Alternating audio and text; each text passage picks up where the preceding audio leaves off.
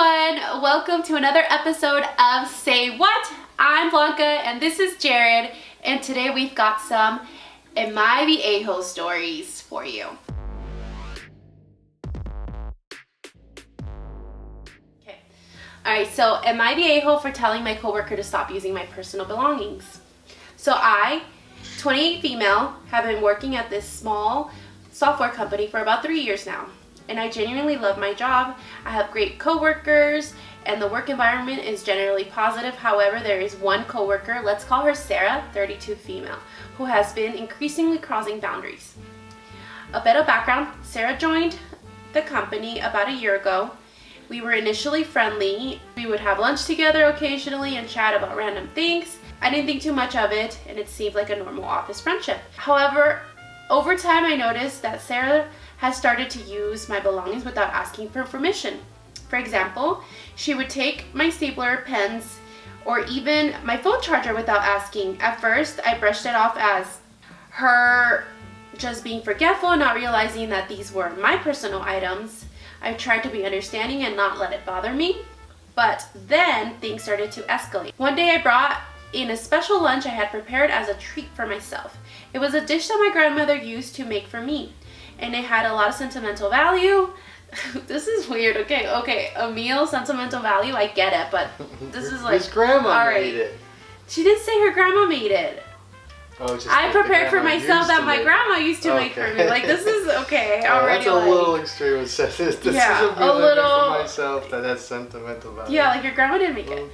I had placed it in the fridge with a note clearly stating it was mine. When lunchtime came around, I discovered that Sarah had taken and eaten my lunch. I confronted her and she apologized, claiming that she thought it was meant for the whole office to share. I didn't buy it, but I let it go to avoid causing a scene. Okay, yeah.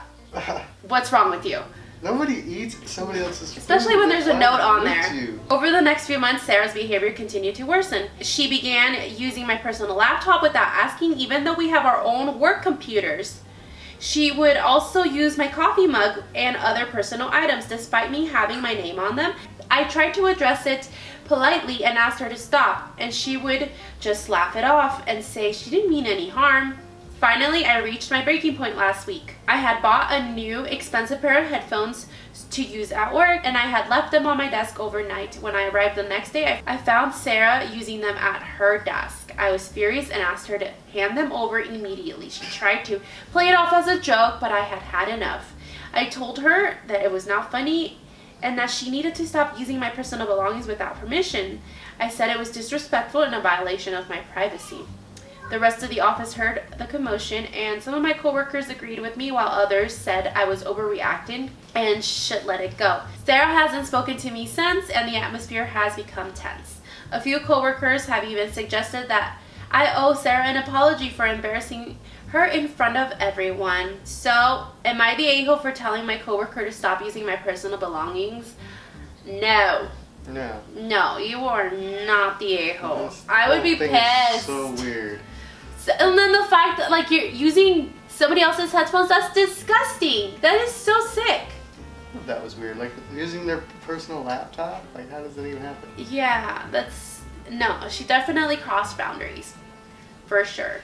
And then the food, like I think it was a little silly as she said about the whole like sentimental value. Like I get it, but at the same time, yeah, what? That was kind of That's laughable. A little weird. I mean, all they had to do is say they ate my lunch and we all would relate to why that's not yeah. necessary. You don't need to go into all that. And it has sentimental value. No, girl. It's lunch. Girl, it's still rude. It's no, nobody should do that. Am I the a-hole for not wanting to get rid of my roommates as per my wife's demands? Okay, backstory time. I, male 34, and my wife, female 34, will have been married for 3 years this upcoming December. I own a 2-family house on an acre in central Jersey that I purchased when I was 25. A 2-family house or a 2-bedroom house? 2-family house. What does that mean? Well, I mean, he'll probably get into it, but it's kind of like, remember how like those split levels we would see were considered multi-family homes, not single-family homes? Because you could have multiple families living in. I'm looking it up. And he calls it a 2-family house. Could be that it's like split into, I don't know. He explains more about it though. Okay. 2-family house on an acre in central Jersey that I purchased when I was 25. I rent out one side and live in the other. I have 2 spare bedrooms and I also sublet. One to a dear friend of mine, male 35, and another to my cousin, female 35. Okay, it's like one of those duplex, triplex, those That's what I'm things. thinking, Yeah. He just owns the whole thing.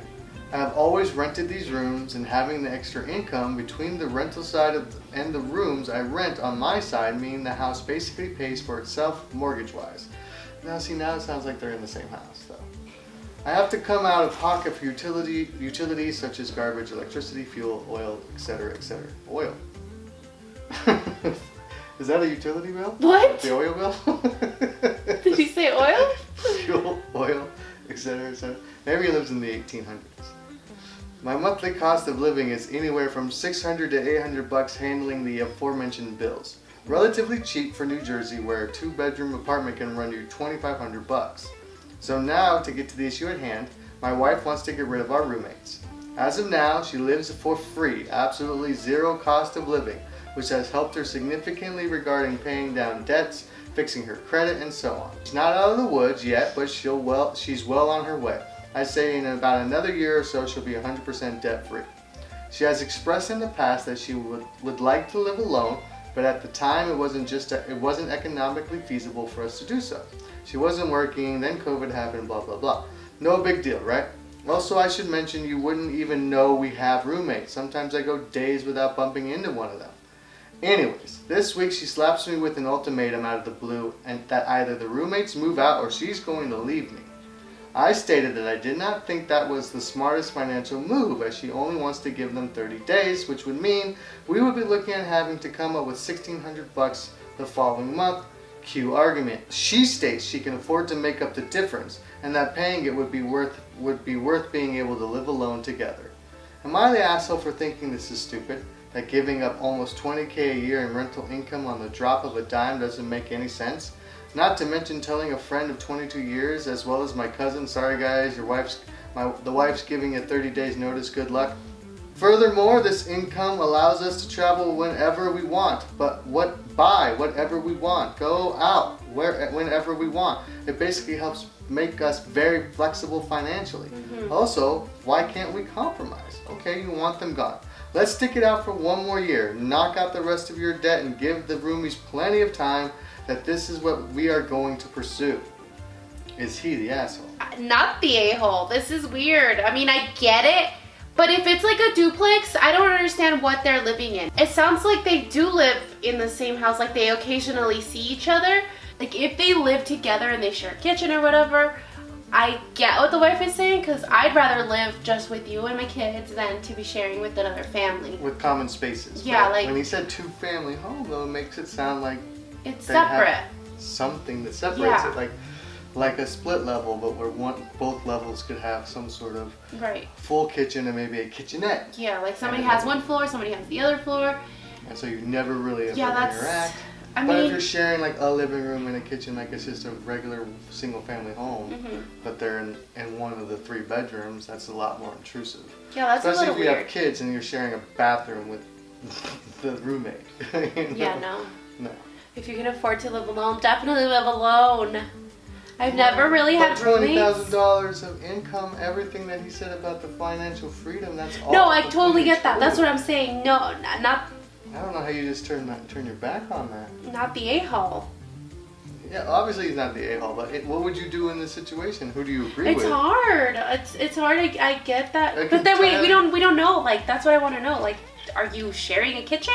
What are you sharing? Do you see them? Because if you don't even see them, what are you doing, girl? Why are you trying to take away this extra income? That's why you got to think that that's the case. Otherwise, why wouldn't? Right. It's got to be that they share something. Yeah, they're obviously, like, she comes home when they're in the living room. She's like, hey, and they're like, hey, and she's like, I want my house. Yeah. You were always here. I could totally see that. My turn. All right, let's hear it. Okay. Beat that. I don't know if I will. Let's see. Am I the a-hole for getting upset about dogs in a restaurant? My best friend is deathly allergic to dogs. I was unaware that now people take their dogs everywhere, including restaurants, so my friend and I were having a great time catching up when her eyes started swelling. Her skin started breaking out before my eyes. She was having a hard time breathing. It was shocking, as this has only ever happened when she was around a dog. She starts frantically going through her purse for an EpiPen. With no luck, she runs to the car. She always keeps a spare in her glove box. I started to run after her when I saw a couple of 3 chihuahuas sitting 3 tables down. The dogs were begging at their feet. Anger swelled up inside me. I stood up and yelled, "Some people are allergic to dogs. It looks like you don't care."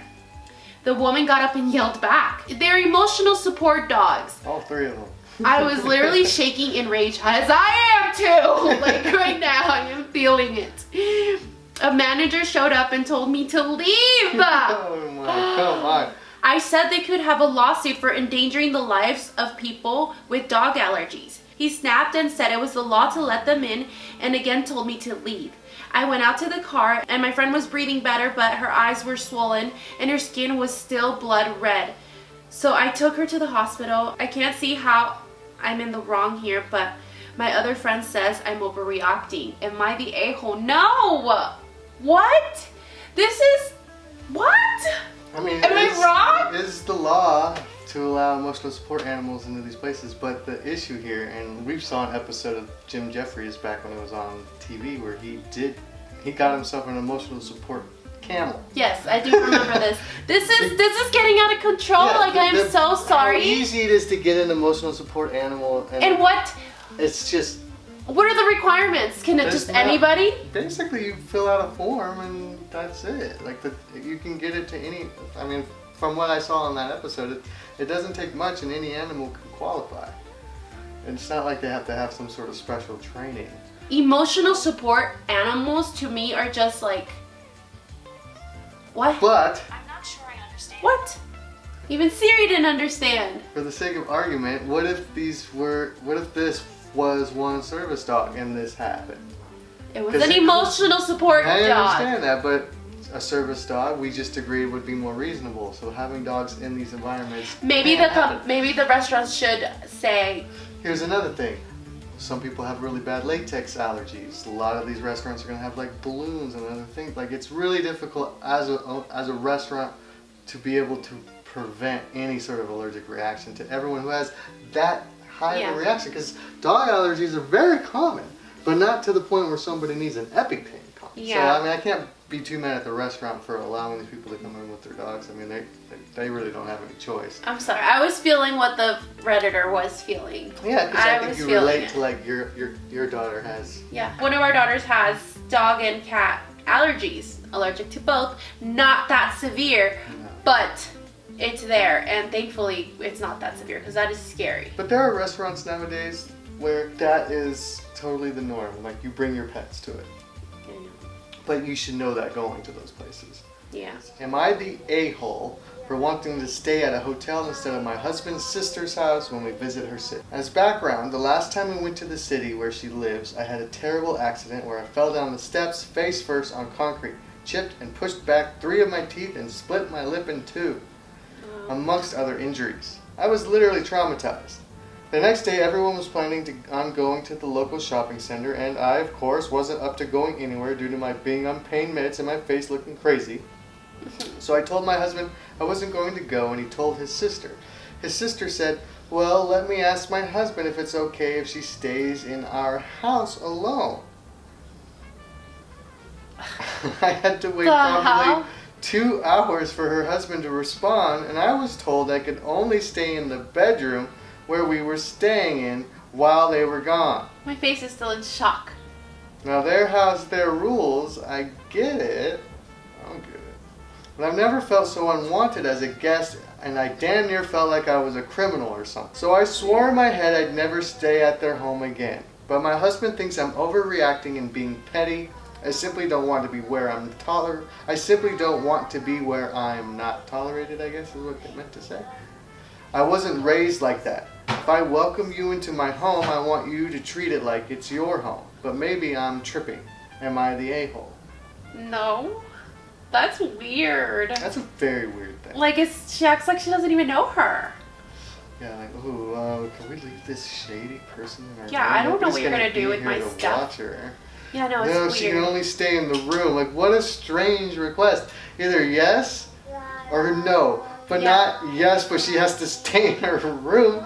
Why would anybody make that request without not thinking that that's insane to ask somebody, yeah, you can stay in the house, but don't leave the bedroom? Yeah. Yeah, I would never want to stay there ever again.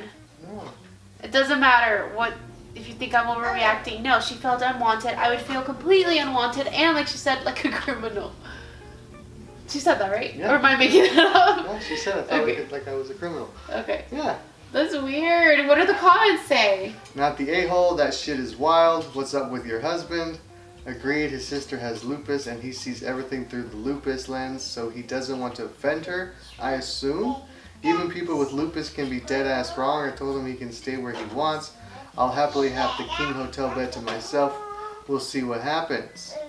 I have lupus and it doesn't turn people into assholes with shitty manners.